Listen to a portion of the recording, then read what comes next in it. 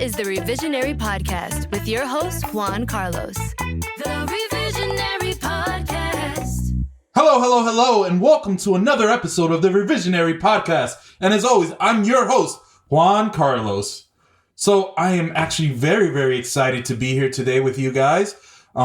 Thank you for listening. If this is your first time listening to the Revisionary Podcast, this is a podcast where guests come on and tell a nonfiction story about their lives. They wish things had gone a little bit differently. Afterwards, they have an opportunity to retell the same exact story, but this time they get to change any facts or details about the story that they want, and then we discuss the impact of their changes. Pretty straightforward, right? Well, I love this concept, so here we are. Now, before we get started in today's episodes, I have a few announcements that I wanted to make. First and foremost, I want to say thank you and give a shout out to all of our fans listening out in Ireland. When I launched this podcast, I did not know that I'd have a following in Ireland, so I want to say that you guys are truly the GOATs, because you didn't have to listen, but you are, and I love that you do. And please keep listening and continue to spread this over in Ireland. So let's do that. Also, I want to say thank you for all of you guys that have been following, have continued to listening. Thank you for rating and subscribing. Please keep doing that. Make sure you're following us on the Revisionary Podcast on Instagram, and make sure that you follow us on Facebook, www.facebook.com/Revisionary Podcast. We are there, and it's very important. So that's how we continue to grow, and please keep doing that. Also, I have a very special announcement today. A lot of you seem to really love Gianmarco, and you loved his episode, and you all thought he was really funny. So we've decided that we're going to do a special introductory event where we bring Gianmarco on, and we'll have it on Instagram Live, and, we'll talk to Gianmarco and follow up and see what's been going on in his life since the episode has been released. If you're interested, please follow us. Make sure you're following us so that you don't miss it. Come on live and ask questions. Talk to Gianmarco. See what he's thinking. See how he's feeling. And, get all those burning questions you had for him about his story answered. So that should be a fun opportunity. We're looking to do that on November 19th at 3 p.m. Pacific time, 6 p.m. Eastern time. So make sure that you tune in for that. Don't miss that. An easy way to make sure you don't miss it is, again, make sure you're following us on Instagram and make sure that you like us on Facebook so that you don't miss this event. And finally, today, I'm very excited to bring on yet another comedian, Malorie Bryant. Now, first and foremost, I have to say, I really, really enjoy spending time with Malorie. I think she's hilarious. She's very goofy, which I really love about her. Like, she's kind of a very silly person. And I've always kind of vibed with that personality type. Also, Malorie used to let me sell tickets outside of her venues for stage time. So I've always been very appreciative of her for doing that. As some of you guys who've listened to previous episodes know, that is called barking. So I used to bark for Malorie, so that's always been wonderful. And honestly, she's just a genuine person. I just enjoy having conversation with her because of how genuine and how positive she has always been whenever I'm speaking to her. So I'm really excited to have her on. And without further ado, let's go ahead and see if we can get Malorie on the line. Hello, Malorie. How are you? Hey, I'm good. How are you? I'm really excited to have you today. How have you been? Thank you so much. No, honestly, it is an honor to be sitting in front of you today. I always look forward to partaking in conversations with you. So there's that. Yeah, hell yes. I'm really excited too. So what have you been up to lately? I have stayed in New York during this whole wild 2020. Right. And I got the idea back in July when things started to, gently, if you will, open. I started running a rooftop comedy show in Bushwick, and it sort of just took off. The venue itself is now doing shows 7 nights a week. My show is specifically one of the prime time shows on Friday night, and it's literally been my saving grace. Wow, that's amazing. Yeah. Because of course, every comedian, the first few months of quarantine, Zoom is great. Don't get me wrong. Love me some Zoom shows. But I was just, I need to get on stage. I need to feel live audiences. And every day I was postulating, how do I make live comedy happen again? And then lo and behold, I remember, not lo and behold, that's not really the right phrase. It's like, I found a rooftop. I don't know. But I was doing this show back in the fall, and these folks, their venue is called the Tiny Cupboard, and it literally was a tiny little cupboard in Bushwick. And they had approached me and they said, hey, would you want to do a show with us in the springtime and or summertime on our roof? And I was like, yes. And then that was in February, March. And then the world ended. And then the world kind of started again in July. So that's what I've been up to. I feel so grateful and so blessed to have found the space and to be able to do comedy again, live. I've been looking at all of these pictures from the events, and every single time the place looks packed to the brim. And, you know, I think it's a huge accomplishment that you were able to start that and get the ball rolling on that. Thank you so much. Thank you. I really am honored. Of course, the first show, I didn't know if people were going to be ready to come out. And what's beautiful is because it's open air, obviously not the ideal space for comedy. We need low ceilings. We want everybody to be packed in, so that the laughter reverberates off the walls. But in this case, with this rooftop comedy show, it was a place where people could spread out. The roof is huge. Like, it has a capacity to fit 200, if you can imagine. But obviously social distanced, we fit, 50, 60 people up there, and everyone could be 6 feet apart. And it's a really dope experience. It's very New York, and it has an incredible view over the city. So you get pictures, you get selfies, you get the whole thing, because it's just incredible. And then obviously the comedy is, what I've noticed is all outdoor shows are challenging, but the rooftop, the laughter still dissipates, but it's a little bit better than like being at street level, if that makes sense. Right. You know what I mean? Yeah. So it has grown. My first show, we had barely, maybe 12, 15 people. Mm-hmm. And now we get 60 people, maybe a little bit more every now and again. Something light, you know what I mean? Just, whatever. Yeah. No big deal. Yeah. But it's been, like I said, it's been my saving grace, and it's given me the opportunity to be able to really work my material in front of real people and get that live feedback. So you mentioned how the laughter feels a little bit better than it does when it's on street level, but how well can you actually hear them? Yeah. The thing is that I've realized is you can definitely hear the laughter. It's just, it doesn't last as long, if you know what I mean. Yeah. The laugh, and then it's like, boom, it's like, it goes into the air. And the other night I had done my first indoor show, and it was 25% capacity. And I won't say where it is because I don't know for sure if we're supposed to be doing indoor shows. Sure.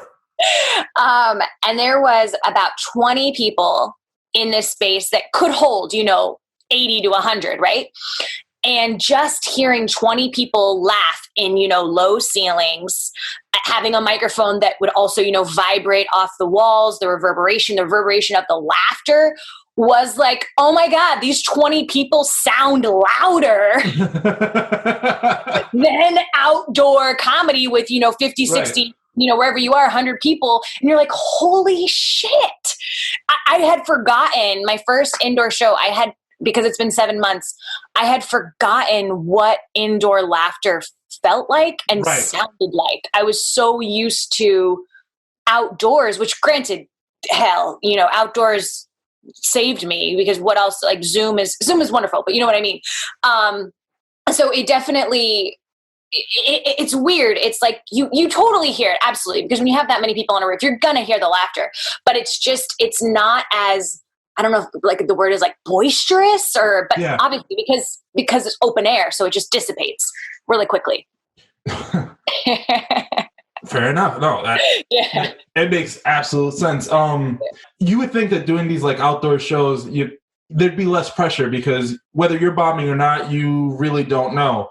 And I feel like if I've learned anything from these Zoom shows, is what I thought were really 10-minute sets were actually just 6-minute sets and then 4 minutes of total laughter. That is not at all a humble brag. Yes, it was. It was a humble brag. No, I'm just kidding. Yeah, no, I think what you're sort of referring to is just like, you have to, especially on Zoom, you have to pause. Yeah, absolutely. You have to pause so much because, it also helps you with timing as well. Like, I think that's one thing I really learned.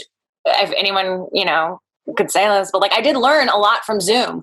I learned that your timing, because there's a lot of people watching, it's slightly delayed, right? So like, you say your joke, and I'm a fast talker, and I run through my jokes when I'm on stage, but on Zoom specifically, I have to like wait and hold, like, for them to laugh, and then I go. So you're totally right. And then also, it does translate to the stage, and I think that I did learn, because I've written a lot of new material over quarantine, that I worked on Zoom obviously first, and then brought it to the live stage. And I also found, which I never would really pause very much before. You can hear me talking now. I'm not a pauser. I don't even breathe. I just suck in air through the mouth. I don't know what I'm doing. Am I breathing? Is she breathing?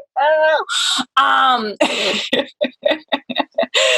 But I learned to take more time and hold, if you will, where I want them to laugh. Right. No, that's crucial. Why don't we go ahead and jump right into this, Mallory? Stage is yours. Go ahead and tell us your story. 16-year-old Malorie, she was a risk taker. Like, I don't know how I got this like thing in me, but like, I just did things. I would do anything, and music meant the world to me. Okay. So like, first, it was Napster, right? Right. Then it was LimeWire. Yeah, LimeWire, baby. And like, I didn't care if my computer was riddled with viruses. Right. I was going to download everything. Did you ever use Kazaa? Oh, of course, Kazaa. Yes. I forgot about that till just now. Yeah, Kazaa, right? Yeah. And so I always downloaded music, and I would like make my away messages, like, on AIM or AIM. Like, I forget like what the cool kids called it, like AIM, AIM, AOL Instant Messenger. Like, all of my away messages were always like song lyrics, because I was so cool. I was like, Stuck in the Middle with You. That was one of my favorites. All I Want to Do Is Lose Myself in Your Room. Another favorite. One of my favorite bands, She Thinks She's the Queen of the Neighborhood. Well, I've got news for you. She is. That's right. That's Bikini Kill. You're welcome, for all you people. I was just cool. I was cool. I was a risk taker. My screen names were cool. I never had numbers in my screen names, like I wasn't one of those kids. Like, my claim to fame screen name was Sex the Moon. Sorry, say that again? Sex the Moon. You're welcome. Was I a virgin? Absolutely. Okay. 100%. All right. And my MySpace username was Private Dance Party. Mm-hmm. Okay. PPP. You're welcome. Okay. So you were meant for the stage. That's what I'm learning from you. Exactly. And I was always making out with like two dudes at once. And I was giving out blue balls everywhere I went, dangling my V card, It was like Me Too bait, It was wild. It was wild. And one of these dudes that I was making out with, he was in a band, and his band like was pretty successful. They were very talented. He wrote all the music. They recorded it on Fruity Loops. Does anyone remember Fruity Loops? Oh, absolutely. Yeah, right? Well, baby. And this guy, he was super talented. Like, he even made, like, he silk screened his own t-shirts, the merch, the buttons. He did it all. And I would go to all of his shows. I'd wear the t-shirts. I'd wear the buttons. I'd hold his hand. Okay. And occasionally I'd let him touch my boob. You're welcome. Okay. No, let me just be clear. Like, we weren't punk. I wasn't punk. Like, to be clear, like, punk kids wore like an excessive amount of buttons. I would wear like one or two. Okay. Yes. And I was like what people would call like a scene kid. It was like the phrase that came before like hipsters. You're never ever supposed to admit that. So anyway. Wait. Yeah. Just for clarification, you grew up in California, right? Mm-hmm. So all of this was happening in California. All of this is happening in California. Yes. Got it. Were you from the warm part of California or the cold part? Yeah. Southern California. Got it. Okay. That makes a difference. Huntington Beach. Yeah, exactly. Yeah. And I don't even know like how this exactly happened, but like I was going to an arts high school, and I was in college, or not college, I was in high school, and I was going to this arts high school, and I don't even know like how exactly it happened, but there were these 3 girls, and they were in a band, and they lost their lead singer. And I don't know like what happened to the lead singer. Someone listening to this could be like, Malorie, did she kill that lead singer of the band? No, I didn't. I don't know like what happened to her, but she just like, I guess like, I don't know, like wasn't committed, like didn't need attention. I have no idea. But I was like, I need 1,000 eyes to stare at me all of the time. Okay. So Okay. yes, I will be the lead singer of your band. And these girls at the time, their band was called Mail Order Brides. Love that name. Love that name. But because I was so sure that like we were going to be famous, I did my research and I Googled the name, and I was like, does anyone else have Mail Order Brides? And there was this band in Germany. And so they had the name, and I was like, we're going to be famous. So we need to change our name so that there's no copyright issues. Can you imagine, 2 bands feuding? Very forward thinking of you at that age. Thank you very much. Like I said, Malorie at 16 was so smart. She was like such an entrepreneur, risk taker. So anyways, I decided that we should be called School Boy Glamour. Okay. What? So after just one rehearsal with School Boy Glamour, I knew that we had it. I was like, I called up the local music bar, Hoagie Bar Michaels, and for all those OC people out there listening. And I asked for their available performance dates. And what was wild was they were like, we just had a cancellation. Can you perform this Friday? I was like, hell yes, of course, we will be there. Yeah. And unbeknownst to the bar itself, this music bar, we only had written one song. Oh, gosh. So we had to write 4 songs by Friday. Okay. We were rehearsing every day after school. And guess what? We did it. Really? We did it. Okay. Yeah, we totally did it. No inhibitions, like no fucks given. We were just like, boom, we're performing. Okay. Uh-huh. And guess what? We weren't half bad. Okay. Really? I'm not surprised, actually. What? What? I still, it like just shocks me. Like we were actually like, we were okay. And my makeout friend that I had mentioned earlier, like he came and his band was like successful, and he was just like, damn, Malorie, like your guys are like kind of good. Like your show was better than our first show. So I was like, oh my God, we're going to be famous. Like, oh my God. And we had all of just like so many cool things happen to us. Like we recorded an album. This is 2004. We recorded like a lo-fi album. Uh-huh. What? Okay. We sold merch. We made t-shirts. One of the members of my band was like an artist. So she drew all the art for like the t-shirts and the buttons. We sold our CDs. And our claim to fame was opening for this band, Sleater Kinney, which if you don't know who that is like an all-girl band. And we were an all-girl band as well. And Carrie Brownstein from Portlandia was the like lead singer in this band. Wow.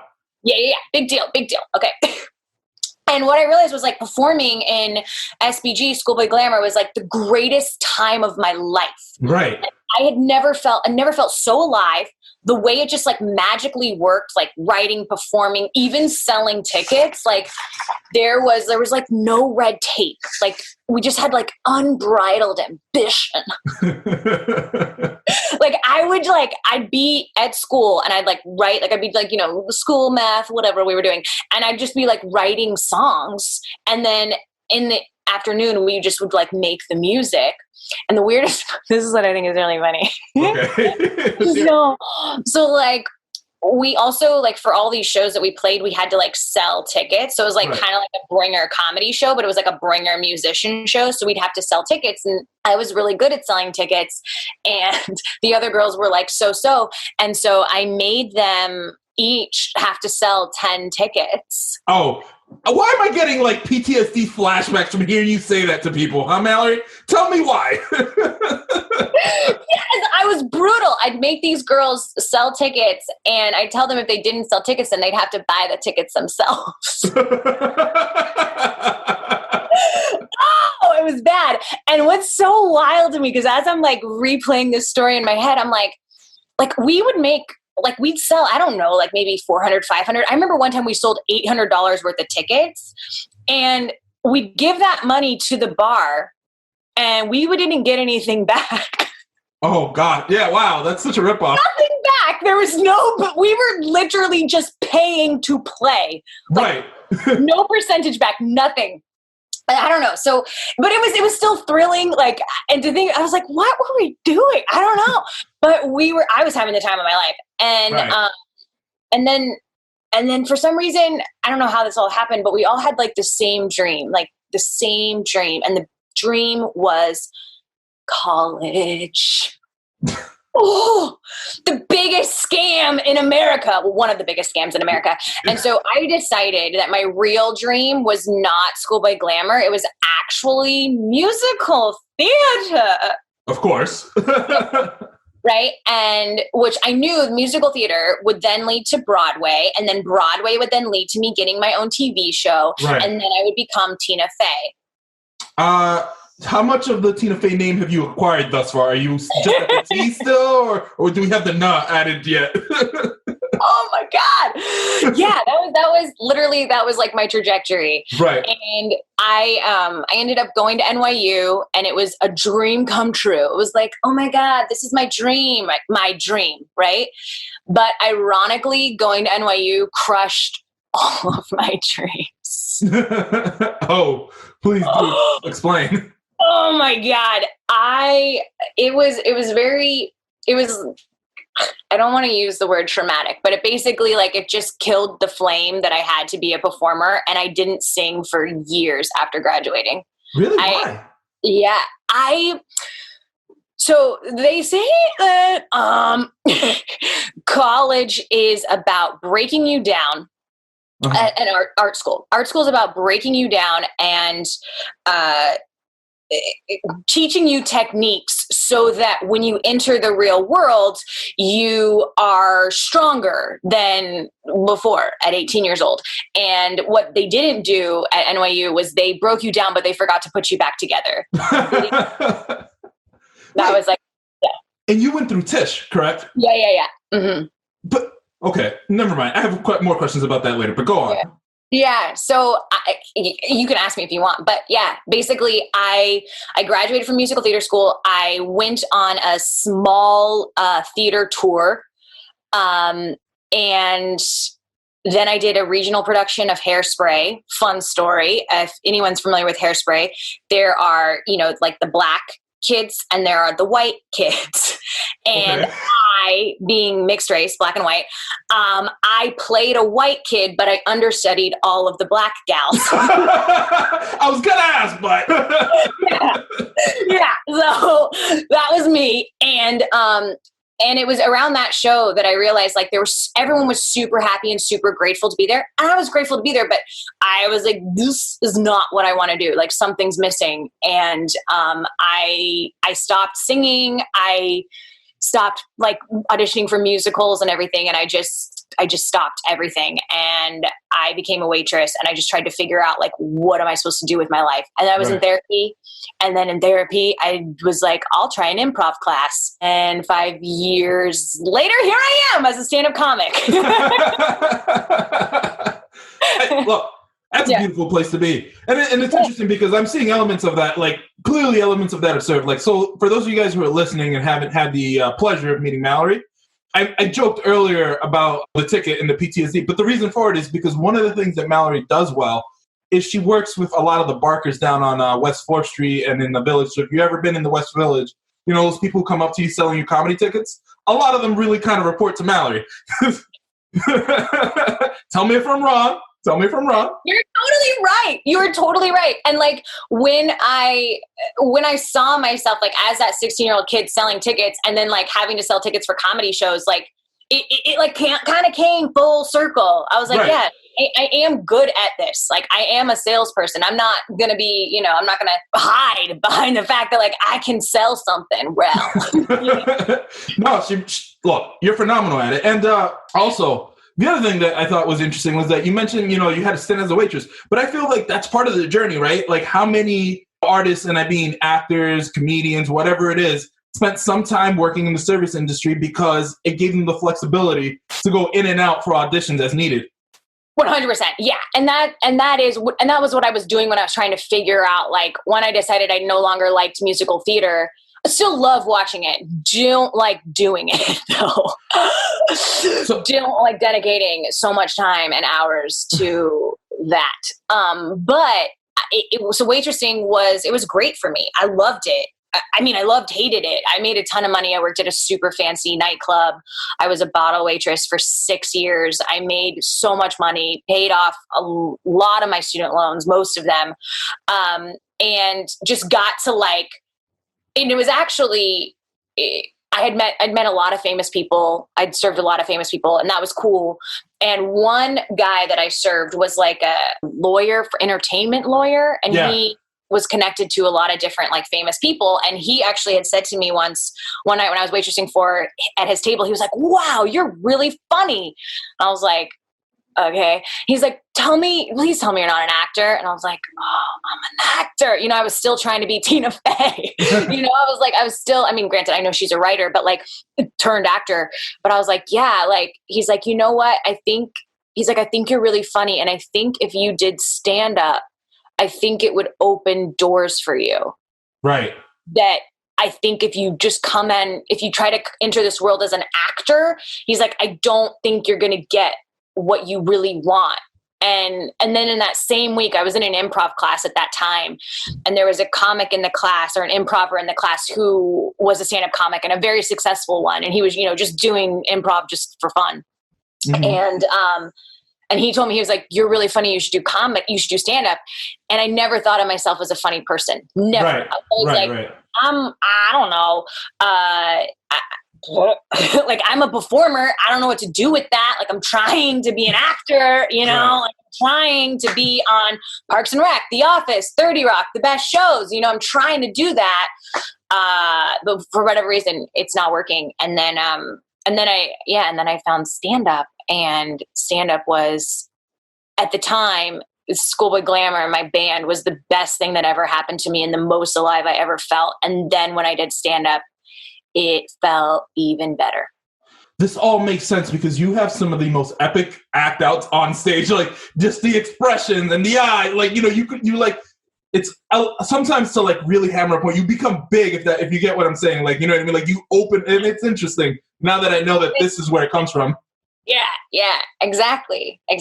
So that's kind of how it all went down. So, go ahead. No, go ahead. No, go for it.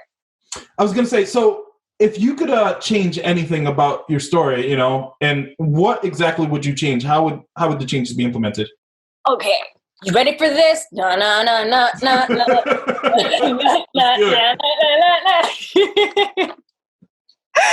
right.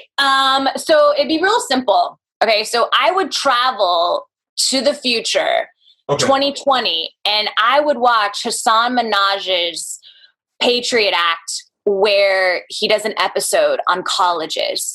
Mm-hmm. And I would then realize the only college that I need to go to is U of Tube. YouTube, baby. Okay. Fair enough. All right. And then I would be in 2005, back where I was. And I would take all of the money that I spent applying to colleges.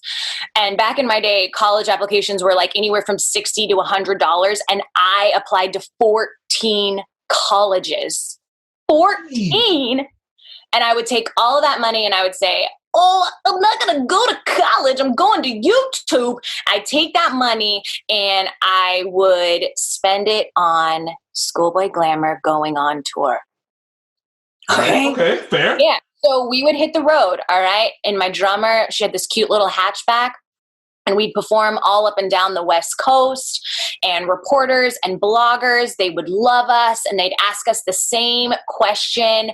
They'd be like, "Isn't it hard being an all-girl band and performing alongside all of these Slayer wannabe bands?" And And then I would respond like, sure. Like at first, anytime these like all male Slayer bands, like screaming into the microphone, every time they see us roll up, they don't respect us. But once they hear our music, they can't help but dance. Okay. Like our music was dancey. It was feel good. And one time, we were performing and these dudes were like really giving us shit. And then they saw us perform and they were just like, holy shit. And like, we walked out and they were bowing. They were on their knees, bowing Really? down to us. Yes. They were like, we are not worthy. You are so talented. You are so great. You are a star. And I was like, I know, like we bring the heat. And so one night while opening for Sleater-Kinney, La Tigra, which I don't know if you guys know about them, but like La Tigra's Kathleen Hanna just popped in to support like Carrie Brownstein, and she caught Schoolboy Glamour's last song. Oliver, Oliver, you're so sweet. And the crowd is just like, they're going wild, they're dancing, they're having so much fun. And so like we leave the stage and we're in our dressing room and we don't do drugs. We're just like chugging water, Of course. We're nerds. We're nerds. And we're like chugging water. And then like Kathleen Hanna like knocks on our door, and then like we open it and I'm like, oh my God, it's like La Tigra's like lead singer. Oh my God. And then she asked me, she pops the question, she's like, will you marry me? And I'm like, oh my God, yes. And by marry, I mean, will you just go on tour with La Tigra? And we were like, yeah. I was gonna say, I was like, that is a turn I did not see coming, but here we are. Okay, go on. No. And La Tigra, they actually they started in New York. And so she asked School Boy Glamour, she was like, hey, come to New York. I really think you guys will love it here. And I'm like, New York City, the best city in the world? Of course. Like ever since I saw Fame with Irene Cara, I was like, I'm going to New York. I am going. Like, I love that film. I love New York City. And the stars just aligned. And Schoolboy Glamour, we're in New York. We're opening for La Tigra. We end up, doing all these live performances up and down the East Coast. And I'm now calling like New York my home. Right. And it's just like, I'm just overflowing with like the live energy, like the audience, like that vibration. They're like, my thing is like, dance, motherfuckers. Like, like I need you to dance because it feels so good. And anyways, so like, I'm just like overwhelmed. Like each night I'm in New York, like I'm barely even like 21, and it's just like every night I'm performing and it's so much fun and there's this intensity and like I can't sleep. So I start like dabbling in like joke songs. Okay. I don't know. Like I start to get silly, super silly. And my bandmates, they're sleeping, but like I'm up, and I decide to like make, some like videos because like I went to, the only college that matters, U of Tube. And so I just start like posting these like, very like silly lo-fi like music videos under this solo project name, Malorie Ism. And my album is called Metaphorical Sleaze. Okay. Yeah. Because I just make a bunch of joke songs about like making out, like being a 21-year-old virgin. And it's just like funny. Okay. And I start, getting a little bit of a following, and it's cool, nothing like crazy. And so Schoolboy Glamour, we're still doing our thing. We're like working with La Tigra, and it's been about like, we're closing for them in New York, the last show, like at Webster Hall.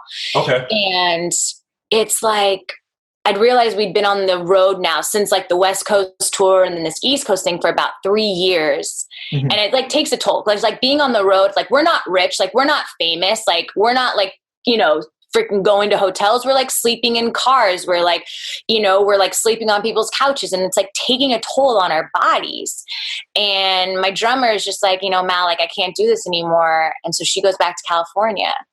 And then the girl who played keys and the other girl who played bass, they always wanted to open a bakery. And so like, they were like, we're going to open a bakery. And I was like, oh, that's cute. But like, I still wanted to keep going, I was like, I'm heartbroken, but I knew that like this chapter, like the School Boy Glamour chapter of my life was like, it's over, like, what am I going to do? Like start, like get other bandmates? I don't know. It just didn't quite feel right. And then one of my silly music videos like went viral, and I was like, oh shit, maybe I should like just do like a mini tour, like a Malorieism tour. And one night I was performing at this bar, 169 bar. Do you know it? They have like comedy, and they also have, it's in the Lower East Side, and they also have like music and stuff. So like one night I'm performing there, and after my show, this like guy comes up to me and he's like, you're so funny and you're so talented. And I'm like, and he's like, okay, I play bass, and I'm a comedian, and you're black and white and I'm black and white. So let's make our own silly talk show with sketch, music videos, and pranks. And I was like, okay, that sounds like really fun, but like, okay, thank you. But like, what's your name? He was like, Eric Andre. And this is my sidekick, Hannibal. And I was like, oh, this is so great to meet you guys. Like, I'd definitely be down. I'd definitely be down to do this with you guys. There's just one thing, like my best friend, she has to come along too. Like she has to be, part of the show. Cause we kind of like went viral together. And he's like, oh yeah, who's your best friend? And I'm like, she's actually over there at the bar, Maria Banford. Mm-hmm. Yeah. Oh, wow. Clearly. And Eric Andre was like, dope. Okay, so we were thinking we'd call this show Malorie Bryant's Musical Romp. His idea, of course. Yeah, his idea, of course. And I just was like, oh my God, like the show meant so much to me being on the show. I learned, more about being silly, writing sketch. And then I found my truest calling, which was stand-up. And now, I perform at the Cellar, and people like Jim Gaffigan are like, let's do a dual tour, Malorie. Hot pockets. First off, love it. Absolutely love the retelling of that story. That had some pizzazz in it. It had a little bit of everything. I'm absolutely loving the energy. Wow, that was wonderful. When I launched the first episode of this podcast, we had Gianmarco Ceresi, who I know you know from performing with Gianmarco. And one of the things that he mentions is that when you go to Tisch, you build all these connections, people who are in different elements, and it helps you push forward. So I noticed that in your retelling, you decided to go to YouTube as opposed to taking advantage of the Tisch network. Would you want to expand a little bit on why? Yeah. To me, it was simple. I think everyone wishes that they had all the knowledge that they had in their 30s at 18. Right. What I realized was that I was living a life that I thought made sense. Like it didn't make sense to go on the road with School Boy Glamour, even though we had some decent success. Like I really believe we could have gone on the road, right. But that didn't, it's 2005. That doesn't make sense. Like it makes sense to go to the university of your dreams, right? And then that university is going to open doors for you. You're going to get these connections. You're going to get to be on Broadway. And for some kids at NYU, that was their path. But for me, I always like the phrase, your flaws point you in the direction of what you're actually good at. And I didn't learn that until I was like in my 20s. But I was good. Like I was a good singer. I was a good dancer, but I wasn't the best. Right. I was a good actor. I was the best. That one, I was the best. The way that my band, like now looking back, like my band allowed me to have creative autonomy. And I didn't realize how important that was to me until I was like doing theater and realizing you have zero creative autonomy pretty much. And obviously stand-up has 100% creative autonomy. And that is why that is way more right for me. But I was doing what people told me to do. Does that make sense? Like Absolutely. I was going to a good school because that's what you're supposed to do. And I was a straight A student. I was, and I did go to an arts high school where I was doing musical theater. I did all that, but like the band was the only thing that I truly loved. Mm-hmm. And the only thing that I was doing that I would do for free. Like every self-help book's always like, what would you do for free? That's probably a good indicator of like where your career should go. Mm-hmm. Whereas like I was thinking the opposite way around. Like, oh, if I go to NYU, like John Marco said, like I would get connections, but those connections I was getting was not actually for the industry I wanted to be in. Got it. Okay, that makes sense. But I didn't know that until after. Does that make sense? Yeah, no, absolutely. No. I think that's an important point. That's why I wanted to expand on it. But wow, thank you. So totally. And also, I think because there was a girl who's in my class and she's very famous and she won the Golden Globe for Crazy Ex-Girlfriend. And Rachel Bloom, she was so funny and we were in all the classes together and she was taking improv and like doing UCB stuff. And that wasn't even on my trajectory. All I thought was you go to this school, you book Broadway, and then Broadway leads to TV. Right. That's the right trajectory. And for a lot of people that could be like Kristen Bell, that was her trajectory. Jane Krakowski, that was her trajectory. Megan, I always forget how to say her last name. The girl who's Karen from Will and Grace, Megan Malorie. Oh, yeah. I know who you're talking about. I'm not going to butcher her last name either. That's her trajectory too. It's like Broadway and then TV. And Deborah Messing, same thing, Broadway and then TV. And so it made sense, but it wasn't right for me. Okay. Perfect. A few things I'm going to share with you really quickly. So I'm a little jealous of you because my theater career peaked in high school. My problem it's not that I couldn't sing, it was that I couldn't sing well. You know what I mean? That difference. Like I remember my senior year for my one solo. It took me 4 years to get a solo. And I worked for months not to sound good like most people do. I worked for months not to sound bad. You know what I mean? And that's a huge difference. So I'm jealous that you can sing. There's that. But also, I recognize that sometimes things happen for a reason.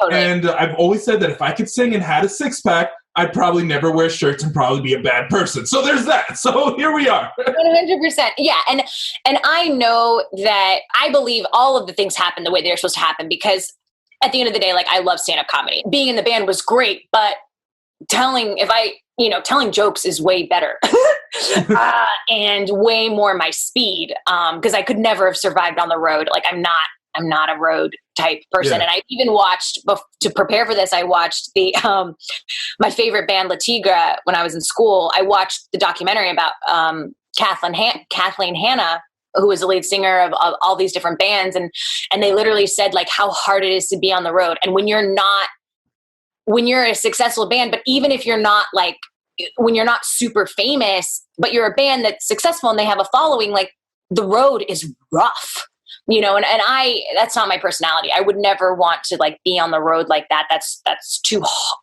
just not me. Obviously I would have done it in my 20s if I had the opportunity, but the little theater tour that I did on the road, like that was like, I think 3 months. And I was like, oh my God, I need a home and I need like a kitchen and I need like my own bed. And I think it all happened the way it was supposed to happen, obviously. But what I did learn when I was 16 and to what I now preach in my 30s is that you really have to dedicate all of your energy to what you truly love. So we like to end this podcast by asking for a quick childhood story to put the smile on your face or like, generally makes you feel all warm inside. So is there a story like that you could share with us quickly? It's kind of like an adult weird story, but I'll tell it anyways. So I think I was like 18 when this happened. I got my wisdom teeth taken out. Uh-huh. And I was in so much pain, like so much pain. And I was like, on all the drugs. Cause like after you're like on all these drugs. And I remember my aunt had picked me up from the doctors or whatever. You need someone to drive you home. Right. And I'm home. I'm in my bed. And then I remember my dad comes, knocks on the door. My parents are divorced, so they didn't live in the same house. So my dad like comes, knocks on the door, and I'm in so much pain. And I don't even say anything. And my dad just like grabs me and hugs me and like kisses me on the forehead. And that's like one of my favorite memories of like my whole, like, I weirdly like it's like childhood-ish, like teenage years. Yeah. I don't know. Like, I hadn't like been in so much pain. Like you remember when you were a kid and you'd like fall and you get scrape up your knee and then your parents would like kiss the boo-boo and, of course. But I hadn't been in so much pain and then gotten a hug from my dad at the same time. Do you know what I mean? Yeah. And I was like an adult, but not an adult yet. So it was just like, it's one of those memories that just sticks out in my mind as like one of the best memories of just like that dichotomy of like so much pain and yet so much joy of my dad just like hugging me and being like, I needed this. So first off, that's a super cute story, like super, super cute. Anyway, I said, oh no, when you said he hugged you, because in my head, like the way I thought you were going is I thought he didn't know and hugged you in such a way that hurt your face. I was like, oh no, the pain. No, I knew that's what you thought, but no, it wasn't like that. It was just like, especially when you're at that age, when you're a teenager and you're so like gung-ho on like, I'm an adult, like I know what I'm doing, I don't need any love from my parents. And then like my dad, I was in so much pain, and when he gave me that hug, it was just like, No, of course, so many years. I get that. So we generally like to pick a charity or an organization that the guest is passionate about. Do you have a charity for us? One of the cool charities I donated to this year, besides obviously like Black Lives Matter and George Floyd, because I did those too, but one of the ones that I thought was really cool was this one that's called Charity Water. Mm-hmm. And they give water to different communities in Africa and different third world countries. And they provide, like they make wells and stuff. And I wrote a joke about that where I was like, going to this wedding and being like, oh my gosh, like that bride's dress cost $4,500. Wells in Africa. All of Africa could have drinking water, but no, she's got a dress. Of course. She's got a dress, So do you have if you have the link for of that, send it to me and I'll include it in the link. It has been so wonderful to have you on. I'm so excited. I really enjoyed your story. Thank you for coming on the Revisionary Podcast. Thank you so much for having me. The Revisionary Podcast. I really enjoyed listening to Malorie's story. I mean, quite honestly, I don't think that I would have been able to do some of the things that she did. And I think it's pretty cool that she was like from the get-go, like she kind of had that mindset to try to grow her band and, make sure that they grew as a whole. I too was a member of a bit of a boy band when I was in high school. I mean, looking back on it, it was a lot of fun and I'm glad that we did it. I do think it was a little silly. I know people made fun of us for it, but I had so much fun hanging out with my friend Kevin. Shout out to Kevin if you're listening to this. We were called Los Fly Boys. We were basically a group that he used to sing in Spanish and I would rap in Spanish, and that was a crucial part of my teens. We actually created 2 songs. I don't know if they're out there. I'll have to reach out to Kevin to see if he still has those songs anywhere. But I would love to re-listen to them because at the time I thought they were pretty good. Like I was really excited. I remember when we dropped our first song named Carosel, I was like, this is it. I'm winning the Latin Grammy Award. That is what is going to happen now. I am going to be a famous musician. Ultimately, as fun as making music is, I realized it wasn't my path. But I know Kevin pursued it for a while longer, and, shout out to him because he was a phenomenal singer, and I really enjoyed working with him. But so I'm glad that she brought this up because it had me reminiscing. And as always, I want to say to all of you revisionaries out there, thank you for listening. This is